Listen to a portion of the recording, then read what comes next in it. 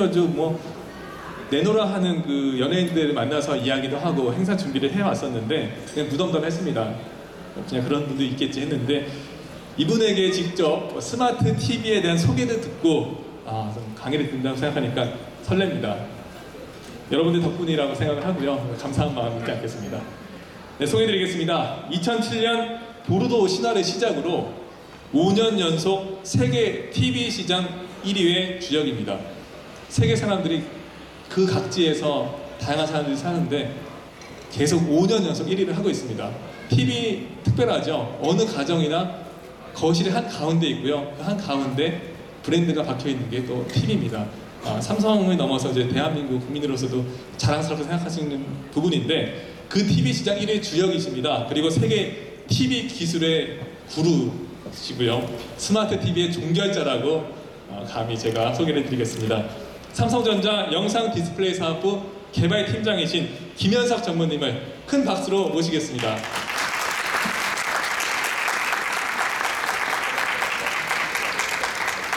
네, 반갑습니다. 소리가 좀 이상하게 나오네. 제가 감기 걸렸나. 너무 소개를 잘 해주시는 것 같네요. 나도 삼성에서 수십 년 일했지만 이렇게 좋은 소개를 받아본 적은 처음인 것 같고요. 여기 목까지 좀 잘 주세요. 어디 계시나?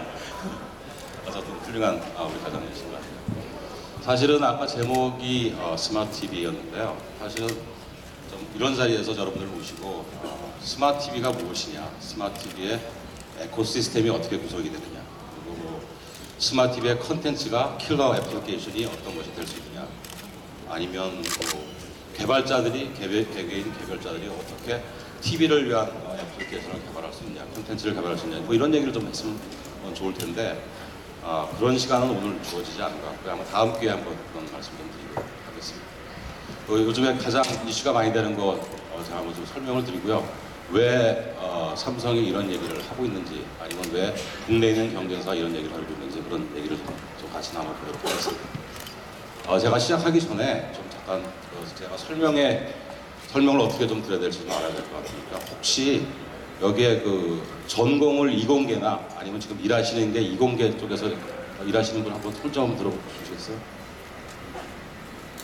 그냥 왜냐하면 제가 쉽게 설명을 해야 되는지 아니면 전문적인 용어로 설명을 해야 되는지 그런 거 좀 파악을 하려고. 쉽게? 예, 그렇게 쉽게 하겠습니다. 예, 그럼 들어가죠. 네, 다음. 요즘에 3D 하는데요. 사실 3D가 처음 나온 거는 1838년입니다.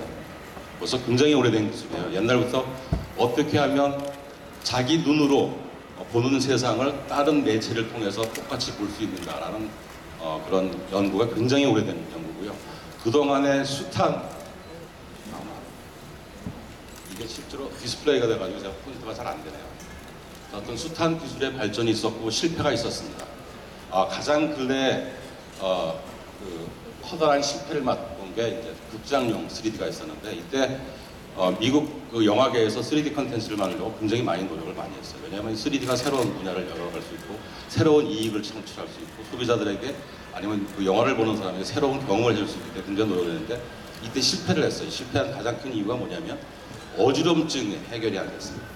그래서 많은 사람들이 영화를 보고 나가지고 이거 어지럽다, 심지어 구독하지 않은 사람도 많아가지고 실패를 했는데, 그때 가장 기술적으로 어려웠던 것이 3D 컨텐츠를 어떻게 촬영하느냐, 촬영 기법이 없었습니다. 디스플레이적인 이슈보다는.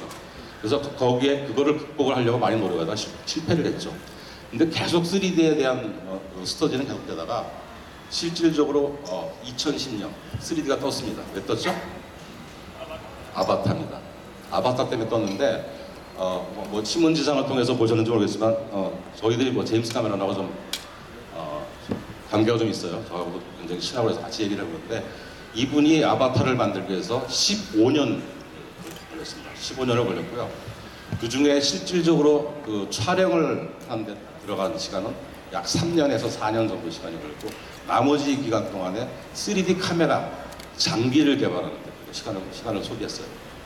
뭐 길게 보면 15년, 뭐 짧게 보면 한 10년이라고 그러는데, 이번에 얘기를 들어보니까 한 초기 5년은 머릿속에 구상만 하고 있다가 한 7년 정도를 장비를 개발하고 마지막 3년 동안 찍어가지고 아바타가 나왔다고 해요. 굉장히 노력을 한 거죠.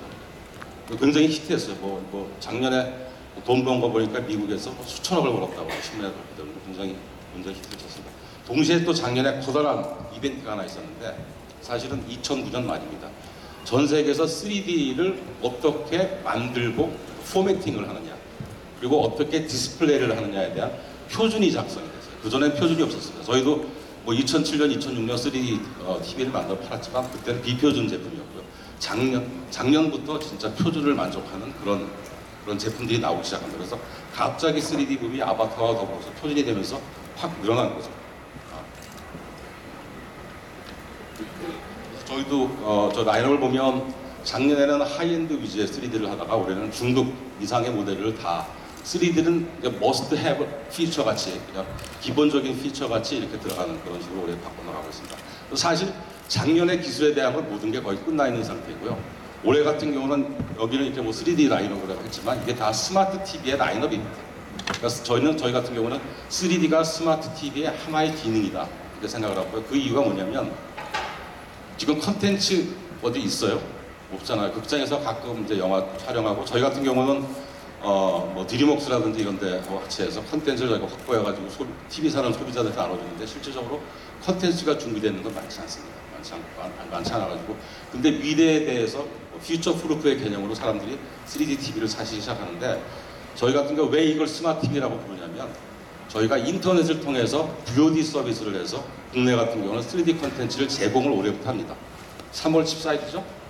3월 14일부터 저희 텔레비에 VOD 서비스가 가능하다. 이렇게 생각하시면 되고 그래서 이게 스마트 TV는 사실 컨텐츠를 소비자한테 딜리버리 해주고 애플리케이션을 소비자한테 딜리버리 해주는 제품이 스마트 TV라고 정의를 하면 그래서 저희가 3D가 스마트 TV의 하나다. 이렇게 보고 있어요. 스마트 TV의 기능 중에 하나다. 이렇게 생각을 하고 있는 거죠. 지금처럼 이렇게 논쟁거리가 돼야 되는 게 아니고 논쟁은 사실 작년에 했었어야 되는 거고 올해는 논쟁이 끝났어야 되는데 이상하게 올해 논쟁이 되는 거예요.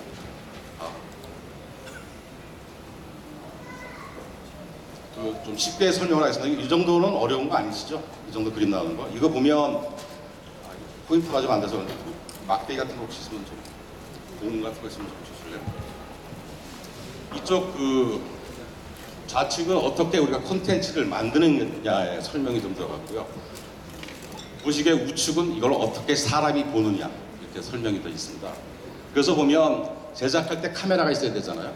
그래서 그 3D 카메라는 기본적으로 렌즈가 두 개, 좌측과 우측에 렌즈가 사람이 눈과 같이 마찬가지로 사람이 이 눈과 눈의 사이가 평균적으로 한 65mm 정도 된답니다. 그래서 카메라도 될 수 있으면 그 65mm의 간격에 맞도록 카메라를 만들고 제임스 카메라는 가장 많이 시간을 보내는 게 사실 65mm로 카메라를 못 만들잖아요. 렌즈 큰 거는 이건데 그걸 어떻게 사람 눈과 유사하게 만들 수 있냐는 시스템 개발하는 데 시간이 많이 걸릴 거라고 저는 들고 있습니다.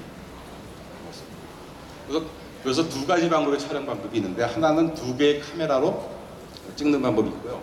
하나는 렌즈는 하나지만 그 옆에 그 DP의 정보를 실어가지고 보내는 방법이 있는데 사실 표준이 된 거는 이런 식으로 표준이 됐다고 지금 생각하시면 될 것 같고요. 그리고 이제 이렇게 카메라를 찍으면 이게 어떠한 방법이든 저장이 되지 않을까 전송하기 전에 저장이 되는데 전송하는 방법이 지금 여기 보면 이게 한 화면인데 한 화면에 우측과 좌측을 같이 실어서 전송하는 우리는 이제 그걸 사이드 바이 사이드 방식이라고 얘기하고요. 아니면 여기 빠졌는데 이걸 한 화면을 위아래로 반반씩 나눠서 탑앤 바텀에 레프트 라이트 이미지를 영상을 심어가지고 우측 영상 좌측 영상을 한 화면에 실어서 보내는 전송하는 방법이 있고요. 그리고 마지막으로 FHD를 전송할 이렇게 되면 레졸루션이 반이 되거든요. 그러니까 FHD를 전송하려면 한 프레임은 한 장은 우측, 그 다음 장은 좌측 이렇게 해가지고 두 번에 걸쳐서 전송하는 방법이 있는데 브로드캐스팅은 사실 밴드위스의 제한이 굉장히 많아가지고 이 방식으로 하면 밴드위스가 2배로 올라갑니다. 지금 적용을 못하고 있고 대부분 지금 그 브로드캐스팅 전송하는 방법은 이 우측에 있는 FNF, 그러니까 레프트 라이트 이미지를 같이 보내는 방법으로 좀 전송을 국내에서도 얼마 전에 시험 방송 때 일부 전송이 되고 있고 그리고 뭐 스카이라이프인가 그쪽에서 하는 것도 이 방식으로 해서 전송이 되고 있습니다. 근데 우리가 보는 그 블루레이 플레이라든지 이런 것들을 보면 이 밑에 방식에 의해서 전송이 되고 있는 거죠. 이렇게 해가지고 이제 그 전송을 하게 되면 사람들이 이제 3D 이미지를 봐야 되는데 크게 보면 요즘 신문에 보면 나오는 뭐 안경식이냐 무안경식이냐 이런 얘기가 많이 나오는데 두 가지 기술이 지금 개발이 되고 있어요. 근데 상용화되어 있는 건 현재 뭐 안경식이고요. 무안경식은 좀 열심히 개발을 하고 있는데 굉장히 어렵습니다. 어려운 이유 좀 이따 설명을 드리고요. 그래서 지금 안경식에는 글래스가 스위칭을 해서 셔터 방식인 액티브 방식이 있고요. 패시브 방식이 있습니다. 또 설명을 좀 드리도록 하겠습니다. 제가 감히 상용 불가라고 썼습니다. 여기 아마 이공계 전공하신 분들 이거 들으면 왜 상용 불가라는 말을 했는지 아마 이해를 하실 텐데요. 이쪽부터 좀 설명을 하죠.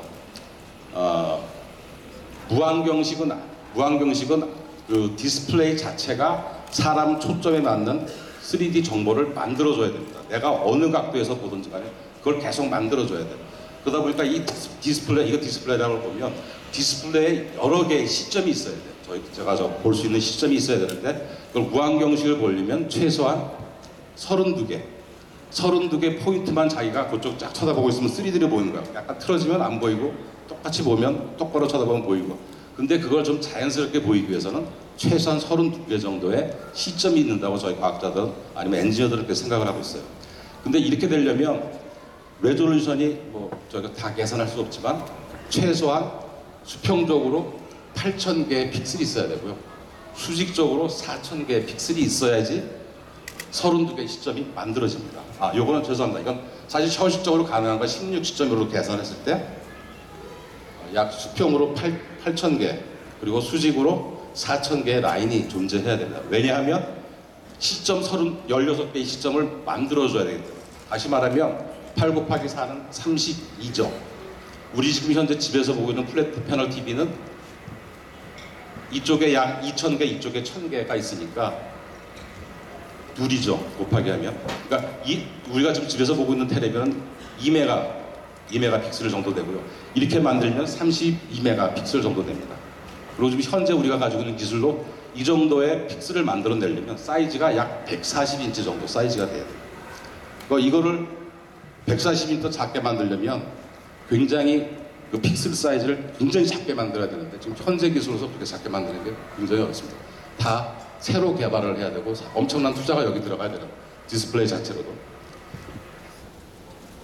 그리고 그 방송을 하려면 3D 다시점 방송을 하려면 저희가 봤을 때 약 3개 정도의 카메라, 3D 카메라가 찍어야지 저렇게 16개나 32시점의 디스플레이가 됩니다. 하나만 찍어가지고 깊이 정보가 다양한 각도로 깊이 정보가 나오지 않기 때문에 최소 3개 정도 카메라를 찍어야 되는데 이 3개의 카메라가 다 시점이 동시에 우리는 싱크로나이즈 한다고 하는데 동시에 닿지 맞지 않으면 3D 정보가 안 나오죠.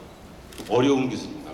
근데 지금 현재 그 다시점 말고 지금 현재 우리가 보고 있는 안경식 그 3D 컨텐츠를 만드는데 2D 컨텐츠보다 방송하는 사람들이 제작자들이 보면 5배 정도의 비용이 들어갑니다. 3D가 이렇게 활발하게 방송이 안 되는 커다란 이유 중에 하나가 제작 비용이 워낙 많이 들어가니까 방송사는 사실 제작을 하고 방송을 보내면 뭘로 돈을 벌죠? 광고로 돈을 벌잖아요. 5배의 제작 비용을 들였는데 광고비는 그렇게 안 들어오기 때문에 지금 현재 문제가 되고 있거든요. 근데 이렇게 찍으려면 제작 비용이 한 20배 들어갑니다. 굉장히 어려운, 비즈니스적으로 어려운 일이고요. 그리고 그 방송 대역폭도 지금보다 최소한 2배가 늘어나요. 요즘에 대역폭 때문에 여기저기서 싸우고 난리가 났지 않습니까? 지금 한 채널 올리는 것도 굉장히 어렵다고 하는 마당에 방송 대역폭이 2배까지 간다면 가용할 대역이 없다는 얘기죠. 방송 자체도 굉장히 어렵고요. 그리고 이건 텔레비입니다. 이렇게 많은 정보를 3개 카메라로 찍은 거를 16개 시점으로 우리 인터폴레이션 한다고 전문적으로 얘기하는데 이렇게 만들어 주려면 엄청난 컴퓨팅 파워가 필요해요. 엄청난 컴퓨팅 파워가 필요합니다. 그래서 여기 보면 간단히 저희가 쉽게 해가지고 현재 가장 좋은 그래픽 카드 제가 뭐 말씀 안 드려 여기 계시면 다 알겠는데 그거보다 8배 정도의 퍼포먼스가 필요한 하드웨어가 필요합니다. 엄청난 이미지 프로세싱을 해야 되니까. 그리고 여기가 판넬이고 여기가 이제 그 저희 회로라고 그러면 이거 두 개가 데이터를 줘야 되는데 약 72기가 bps로 데이터를 줘요. 이렇게 데이터 빨리 줄 수 있는 방법이 현재는 없어요. 그래서 기술적으로 랩에서는 어떻게 만들지 모르겠지만 저희 같은 엔지니어들이 뭐 몇 년 노력하면 만들지 모르겠지만 이것을 상용화하려면 기술을 상용화하면 여러분들이 살 수 있는 정도의 수준으로 가격이 떨어져야 상용화가 되는데 지금 이러한 이유 때문에 굉장히 상용화가 어렵다고 생각해요. 제가 그래서 감히 쓴 게 상용화